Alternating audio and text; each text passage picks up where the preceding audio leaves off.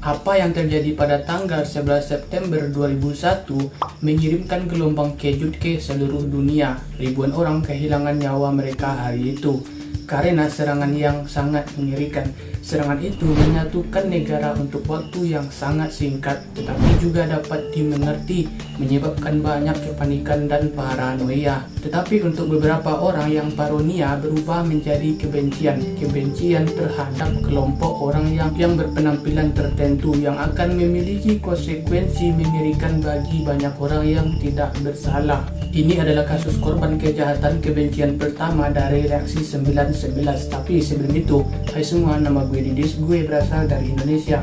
Subscribe channel ini, nyalakan lonceng notifikasi, like, share supaya tidak ketinggalan video gore, kriminal, dan misteri. Setelah sudah siap, mari kita bahas.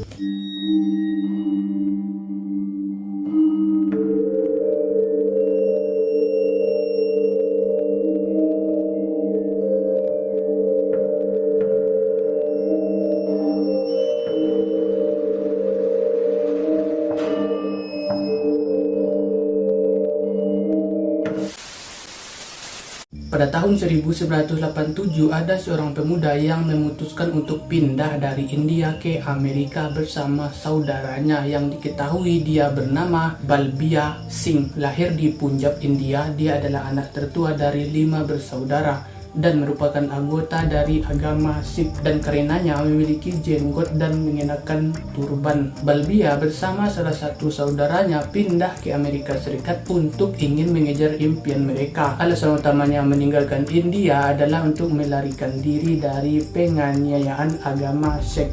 Agama Sikh itu nggak baiklah, pokoknya sering main kasar dan peraturan yang di luar nurul, dan itu sebabnya dia mau pindah tuh dari India ke Amerika Serikat. Dan tentu saja di Amerika memiliki hak atas kebebasan beragama, sehingga dia secara alami tertarik ke negara tempat dia tinggal, berharap menggunakan pelatihan universitasnya di bidang teknik mesin untuk mencari nafkah. Tapi rencana berubah dan dia hanya dapat menemukan pekerjaan yang biasa-biasa aja, gajinya nggak gede dan jam kerjanya juga terbilang di luar jam kerja rata-rata. Pokoknya nggak sesuai dengan yang dia pikirkan, dan akhirnya dia memilih kerja yang lumayan, yaitu menjadi supir taksi, dan lumayan lama dia bekerja sebagai supir.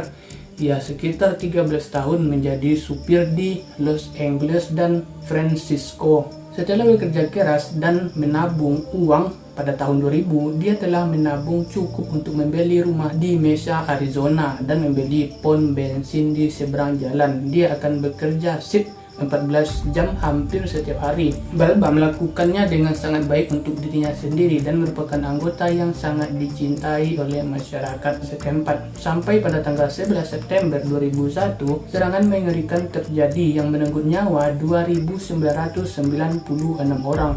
Dan gue yakin kita semua tahu rincian tentang apa yang terjadi pada hari itu.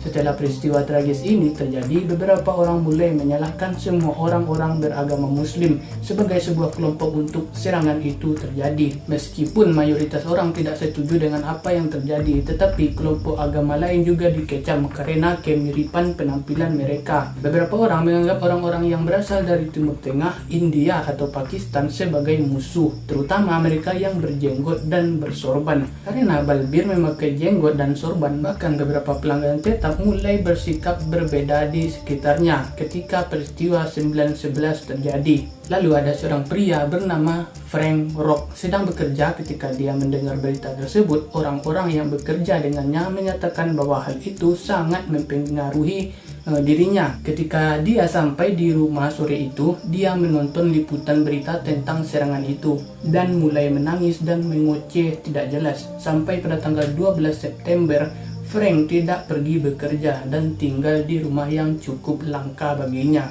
Seorang kolega menelponnya untuk memastikan dia dalam keadaan baik-baik saja. Telepon Frank memberitahunya bahwa dia ingin keluar dan menembak beberapa orang Timur Tengah. Saking bencinya si Frank pada Muslim, karena katanya umat Muslim yang membuat kekacauan itu, katanya. Tapi gue nggak yakin sih tragedi 9/11 itu ulah umat Islam. Pada pagi hari tanggal 15 September, Frank memulai harinya dengan minum. Dia menghabiskan 3 kaleng besar bir dan masuk ke truknya dan menuju ke sebuah pom bensin di Mesa. Selama sore itu, seorang tukang kebun sedang memperbaiki mesin dengan balbia. Yang dia perbaiki adalah sebuah alat penyiraman yang rusak di luar pom bensinnya di jalan K80. Lalu Frank berhenti di samping mereka, siap menurunkan jendelanya dan melepaskan tembakan dari truknya. Total ada 5 peluru yang mengenai balbia. Frank kemudian melaju kencang tanpa melihat apapun di sekelilingnya. Tak lama penembakan itu terjadi, para medis dipanggil ke tempat kejadian, tapi tragisnya Balbia dinyatakan meninggal dunia setelahnya. Setelah menembak Balbia, Frank belum puas dengan apa yang telah dilakukannya. Dia mengendarai mobil ke sebuah rumah yang sebelumnya dia miliki dan dia jual ke pasangan Afghanistan. Dia berhenti di luar rumah dan dari dalam truknya dia melepaskan 3 tembakan lagi. Peluru menembus rumah. Keluarga itu sebenarnya ada di dalam rumah ketika tembakan dilepaskan, tetapi untungnya tidak ada yang terluka. Kemudian Frank melaju kencang sekali lagi dan kali ini dia pergi ke pom bensin lain yang dimiliki oleh seorang pria keturunan Lebanon. Frank melepaskan 7 tembakan melalui jendela mobil ke seorang pegawai bintang bernama Anwar Khalil. Untungnya Anwar sangat beruntung, tidak ada satu peluru pun yang mengenainya. Frank kemudian mengebut sekali lagi. Dia kemudian berjalan ke sejumlah bar di sekitar daerah tersebut. Orang-orang yang melihatnya mengatakan mereka menyaksikan dia menangis dan mengoceh tidak jelas dan mengomel-ngomel pada televisi yang melaporkan berita di New York. Polisi dapat dengan mudah melacak Frank pada sore hari tanggal 15 September. Polisi menuju ke rumah Frank. Setibanya di sana, Frank mengangkat tangannya ke atas dan menuruti apa perintah petugas. Dia tidak melakukan perlawanan, langsung aja tuh dia menyerah terhadap kepolisian. Saat mereka memasukkannya ke dalam mobil polisi, dia berkata, para petugas mengatakan bahwa dia adalah seorang patriot dan warga Amerika. Ketika dia sampai di kantor polisi, Frank mulai berteriak lagi kepada para petugas dan bertanya kepada mereka, bagaimana kalian bisa menangkap saya dan membiarkan mereka berkeliaran bebas? Frank kemudian menambahkan bahwa saya berharap hukuman saya adalah mengirim saya ke Afghanistan dengan banyak senjata di tangan gue. Frank ditetapkan sebesar $1 juta.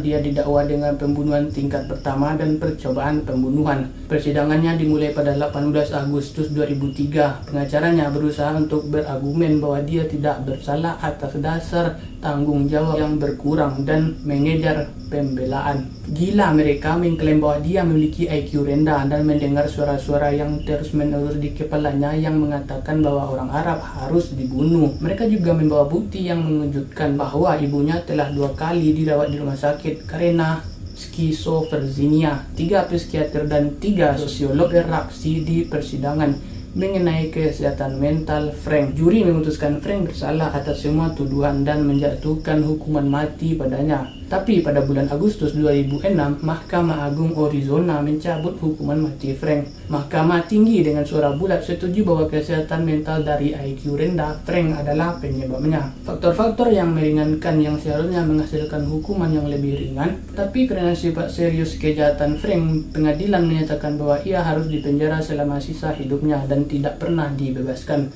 Beberapa hari sebelumnya kematian Balbia dan anggota pionik komunitas Sikh Amerika mencoba untuk mengadakan konferensi pers untuk mengutuk serangan tersebut dan menunjukkan kepada sesama warga Amerika bahwa mereka bukanlah musuh. Jadi siapa yang terlibat dalam kerusuhan ini? Gue juga nggak tahu.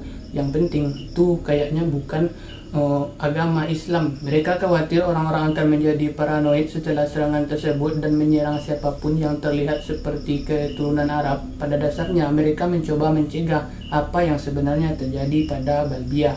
Dalam ironi yang mengerikan, pada hari ketika Balbia terbunuh, dia telah menyumbangkan semua uangnya yang ada di dompetnya kepada seorang di supermarket lokal yang mengumpulkan uang untuk dana korban 9/11. Dia bahkan curhat ke kakaknya kalau dia mikirin mau ke New York buat jadi relawan buat bantu pemilihan, dan juga dia bahkan mau donorin darahnya buat para korban. Dan gak sampai setahun kemudian, adik Balbia, Sekpo Singh Sodhi, sedang nyetir taksinya di San Francisco ketika dia secara tragis ditabrak dan dibunuh oleh peluru nyasar dari kelahian geng. Apa yang dilakukan Frank hari itu tentu saja bukan tindakan kepahitan seperti yang diyakini, jauh dari itu. Jadi dua saudara dari India ini udah meninggal habis di Amerika keduanya. Gue merasa kasus ini penting untuk dibagikan. Ini menunjukkan bagaimana ketidaktahuan dapat menyebabkan hasil yang mengerikan.